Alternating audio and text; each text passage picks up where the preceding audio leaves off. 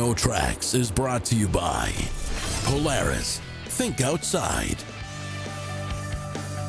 Ski-Doo. Winter lovers, get out there and experience that Ski-Doo feeling. And by Hercules Tire. Ride on our strength. The snowmobile industry has always been a two-stroke dominated sport. Since the inception of snowmobiling, two-strokes were the go-to. Now, while in the past 10 years there has been some questions about the viability of two-strokes, there's one company who has pushed the limits of what we thought a two-stroke could be. And that company is Polaris, and the engines I'm speaking about are the Patriot series of two-stroke twin-cylinder power plants. This now encompasses the broadest and most powerful lineup of two-strokes in the industry and features the 650, 850, 850 Boost, and the 9R. A truly impressive selection that will answer the needs of any rider looking for class-leading power, quick responding performance, and proven durability.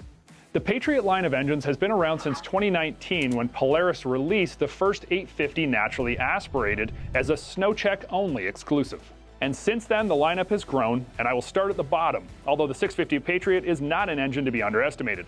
Built on the same 850 architecture, the 650 delivers class-leading power and performance with rock-solid durability and respectable gas and oil efficiency. Polaris doesn't like to state horsepower numbers on any of their engines, but we know it's somewhere in the 140 horsepower range, and after a quick squeeze of the throttle, you won't disagree. Handily spanking the competition's 600cc sleds, the 650 brings a gun to a knife fight. Now, we aren't sure what the secret sauce is that Polaris bakes into that 650 engine, but we do know that the claims that they've made since its first inception have not just stood, but they've been outdone by all of the experience that we've had with that engine. For example, we've run our 25 650 Indy SP against our XCR 9R this season and found that the 650 will stay with the 900 right up to 60 miles per hour. Now that's impressive. When you look at older 600 Liberty Cleanfire engines, the Patriot 650 replaced, you get a better understanding of why this is such an overachiever. With 10% more power, 14% more torque, and an improvement in fuel economy to the tune of 40% with 10% less oil consumption, along with a lightweight crankshaft similar to the 600 race class engines, this Patriot 650 has everything it needs, not just to claim king of the 600 class, but almost create a new category because of how far it outperforms any other 600 class sled. Now keep in mind, this engine was designed to be run on 87 octane fuel as well, not on full premium, which saves you some money at the pumps also. Now stepping up a class, the Patriot 850 naturally aspirated truly is the OG in this lineup of engines, and it came to the market back in 2019 during SnowCheck, as you remember I stated earlier. The 850 comes from 25 years of Liberty engines and lessons learned along the way. This is the culmination of years of experience and heritage and was the answer to the 800 Cleanfire engine it replaces. Its predecessor produced in the 150 horse range.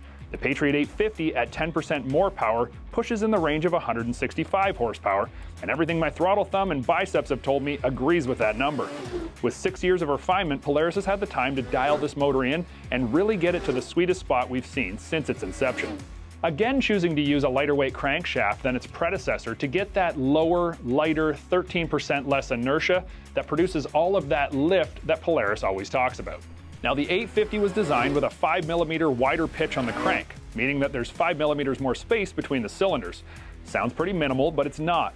This allowed Polaris engineers to open up the ports inside the engine and get more air in. And more air equals more power. And getting the air into the engine is an upgraded and larger 50mm throttle body, and the fuel is still injected with an SDI or semi-direct injectors. Now, the bore of the 850 is still 85mm of its predecessor, the 800 Liberty, but the stroke at 74mm increased by 4mm to gain those extra 50 cc's of volume. The 3-stage exhaust valves were upgraded and the tolerances between the valve and the piston tightened, which improved response and performance across the different stages of the VES movement. The final piece to the puzzle was overall improvement in build quality and durability, and here in 2025, these 850s sure are delivering on that claim. SnowTrax is brought to you by Widescape, the ultimate snowmobile for enduro adventures. Now the next two engines are really tough to line up. I mean, you've got the Patriot 850 boost, and you have the Patriot 9R mod motor. And everybody here at SnowTrax has struggled where these fit in the lineup. Polaris places the 9R below the 850 boost because of overall horsepower numbers, and at that we can all agree. But when you take weight into consideration, the lines do get a bit blurred. But for the sake of making things easier, I'll go in order as they do. So up next is the Patriot 9R, a pure beast of an engine, the wolf in sheep's clothes. Polaris calls the 9R a factory mod motor, and when you see where it comes from and how exclusively it's built, well, I can't help but agree. This is the most powerful, naturally aspirated engine ever produced by Polaris. Now coming to the trail and crossover category for 2025, the 9R has reached the masses, and the exclusivity is still very high because it is also only SnowCheck available. Standing at 899 cc's of big bore displacement, the 9R makes 7% more power and 14% more torque than the naturally aspirated 850, which you'll remember sits at roughly 165 horsepower. That puts us conservatively at the 175 horsepower range. Add to this the fact that the engine itself, while being larger displacement, is 1.2 pounds lighter with a 10% lighter flywheel, and you get low inertia like we have never felt before. This motor spins up faster, hits harder, and digs deeper than any other Polaris snowmobile I've ever swung a leg over. The CNC cut exhaust ports, the ceramic coated domes, and the flywheel reduced weight are the upgrades on top of the extra 50 cc's of displacement that make this a fire-breathing monster. But somehow, unexpectedly, Polaris engineers were able to both cage and release the 9R all in one platform. The trailable characteristics still shock all of our crew with how refined and smooth the 9R can be, and not jumpy or overbearing on relaxed speeds. Yes, you're going to feel like the earth is out of its axis when you grab a handful and the thumb warmer meets the hand grip, but at mid-range speeds and smooth throttle operation, the 9R is very manageable and not ratty and race mod feeling at all. I'd call it the best of both worlds. Now taking a step up, or should I say a step sideways, is the final motor in this lineup, and that is the 850 Patriot Boost. And when I say a step sideways, I mean that for flatland sea level riders. If you're in the mountains at altitude, the Boost is always going to deliver more because of its turbocharged architecture over the naturally aspirated 9R. In fact, the 850 Boost is said to produce 10% more power at sea level and 50% more power at 10,000 feet altitude, as well as maintain that power 2,000 feet higher than the competition's turbo two-stroke. While the altitude horsepower numbers are hard to break down depending on where you ride, at sea level, the 10% increase means this Boost is running somewhere around the 180 to 185 horsepower range, or simply put, insane two-stroke power. Now you know all about the competition's two-stroke turbo system, but Polaris wanted to build a smart system that ran strictly off pump premium fuel and didn't require any other liquid injection. This is where Smart Boost came into play. Utilizing a patented wastegate on the tuned pipe, they're able to build pressure with stability and therefore not cause pressure to back up into the combustion chamber and disrupt that combustion, which would cause lag or bogging. At sea level, it runs 3 psi and can go right up to 9 psi at the highest altitude demands. The turbocharger is custom built by Polaris, not an off-the-shelf retrofit. And this allowed Polaris to make the path of airflow much smaller to get the pressurized boosted air into the boost box and onto the throttle body and combustion chamber much more efficiently, which reduces lag. At the same time, Polaris put an oversized reed valve on the boost box, so at lower engine RPM, the engine actually draws air naturally through the reed from ambient air. When the engine builds enough boost, the reed is overcome and stays shut from the excess pressure, and the engine seamlessly transfers onto boosted air. This means that the 850 Patriot Boost really doesn't experience any turbo lag at all.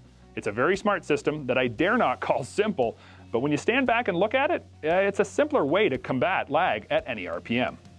Now the Boost is a very strong two-stroke motor, and it's been proven for quite a few years now, but the interesting fact is Polaris was actually using the Boost motor in hill climb race sleds for years before we ever saw a production run sled. And a beast of an engine this Boost is, but yet again, very well mannered. Because of the reed valve system I just described, the 850 Boost feels like a naturally aspirated sled at lower RPM until the boost pressure is achieved. This makes the 850 slightly softer on the bottom end than the 9R, and this feeling is an agreement by all of our crew here at SnowTrax. Now once the boost is achieved, the turbo kicks in and it really hits hard. Yes, harder than the 9R, way past 100 miles per hour. So why did I compare the 9R and the boost so closely? Well, there's a little thing called power to weight that's incredibly important and a very real reality in the sled world. The boost motor has a lot more equipment bolted to the engine to make it work. All that extra piping, the valves, the boost box, along with the electronics and extra injectors adds weight. How much? Well, no actual number is given, but it's safe to assume that an easy 20 to 25 pounds of weight can be added, which means more weight to carry every time you snap the throttle. Is the boost faster and more powerful at top end? For sure. But does the 9R get there quicker? Absolutely. Which is better? Well, it's an ongoing argument around the headquarters, but I can tell you no one minds riding either of these sleds because both are absolute rocket ships. The lineup of Polaris Patriot engines really is impressive. Not just the fact that there's so many options of these engines or the low inertia designs, but the fact that Polaris, in every single category, is pushing both displacement as well as horsepower. SnowTrax is brought to you by Princess Auto. Ideas, tools. As far as I'm concerned, there isn't a single more versatile snowmobile model in the industry right now than Ski-Doo's 2025 Backcountry. A crossover sled is versatile by definition as it is, but when you look at the almost amusingly long list of possible backcountry configurations available this season, you'll see, as I have, that nothing else even comes close. For starters, the 2025 Backcountry is available with two different front-end widths, the more traditional 39-inch and then the more trail-oriented 43-inch. This alone makes the Backcountry more versatile and more appealing to a much wider range of riders. Now, Ski-Doo isn't the first to have done a crossover with different front-end width options. Arctic Cat did it with the Riot and the Riot X, but with the Catalyst, they discontinued the wider version, which I think was a huge mistake. By offering both trail and off-trail bias configurations in the front end, the Backcountry appeals to the entire gamut of crossover riders, from those people who never go off-trail to the guys who only ride the trail to get to their favorite off-trail riding spots. Polaris only offers a crossover with a wide front end, and as mentioned, Arctic Cat only offers a crossover with a narrow front end. If you're looking for one model that can satisfy any rider, the Backcountry is it. Let's take this idea of versatility a few steps further. Not only is the 2025 Backcountry available in two different widths, but it's also available in 4 different base models. The Sport and Adrenaline are available in season, and the X and XRS models were available spring only.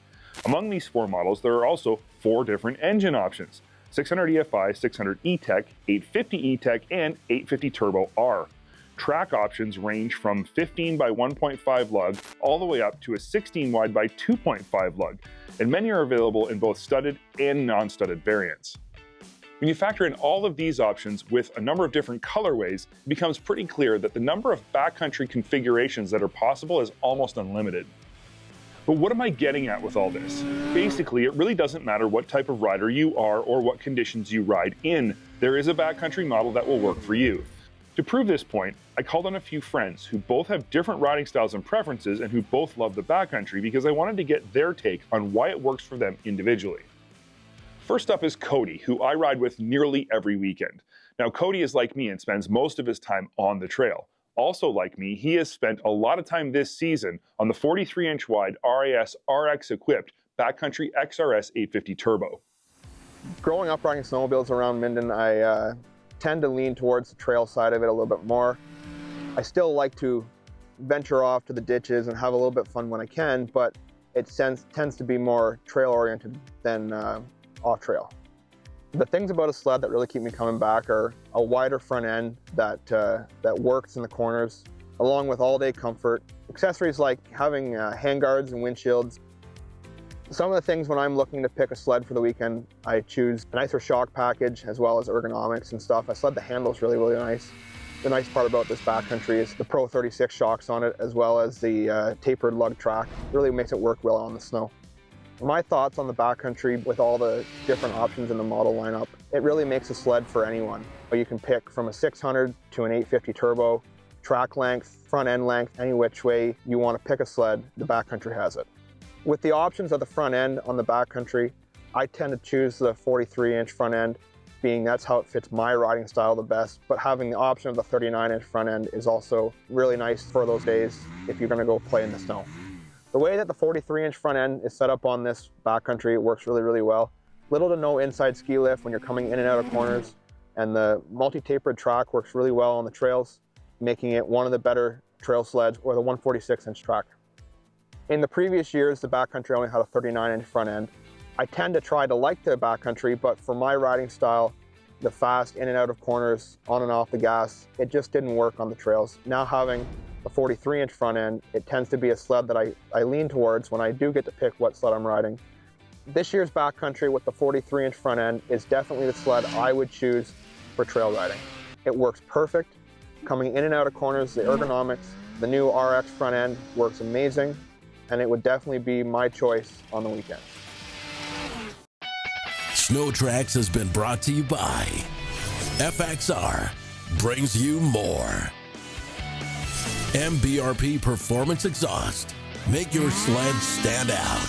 And by Arctic Cat, share our passion. Next up is Jason, another very good friend of mine. Now, Jason grew up riding on trail, but later in life switched almost entirely off-trail riding. These days, though, he still wants to ride off-trail, but wants a sled that handles decently on the trail to get him to his off-trail riding spots. The kind of snowmobiling that I was introduced to was just the same as everybody else. We'd go out in fields and up and down hills, and they were on the old snow jets, actually, and a lot's changed since then. As I went through my trail riding era, I felt I needed something more. I felt I needed to get out and explore in between the trees and up big hills and chutes, and I gravitated towards the mountain sledding side of things. So as time went on, I felt a lot of the times when we were riding, we'd pass by sections where it looked so fun, and that's where we wanted to go, we wanted to ride, but we couldn't do it because of the type of sled we were on. The off-trail riding started getting more popular, and the designs of the sleds started to change. It got so we could go where we wanted to go, whereas before we couldn't venture in there, we'd be digging out all day. The crossover sleds, they did one thing okay, they did the other thing okay, but they didn't do everything you needed. The behavior of the off-trail sleds aren't the greatest for trails, as we all know. Unpredictable, twitchy behavior, the corners aren't good, you get a lot of ski lift. So those are just some of the characteristics that you have to put up with doing this type of sport. Again, you're not going to get 100% on either or, 100% trail, 100% off trail. You got to try to choose what works for you the best. Depends on what you're doing, trail riding or off-road. But a lot of the manufacturers now are coming up with stuff that's it's doing quite well in both aspects of it. Trail riding to the deep snow and where you want to play has become a lot more refined and a lot more controllable and enjoyable. Plus you can go into the deep stuff and do what you have to do, and vice versa. And that brings us to the 2025 Ski-Doo Backcountry comes in.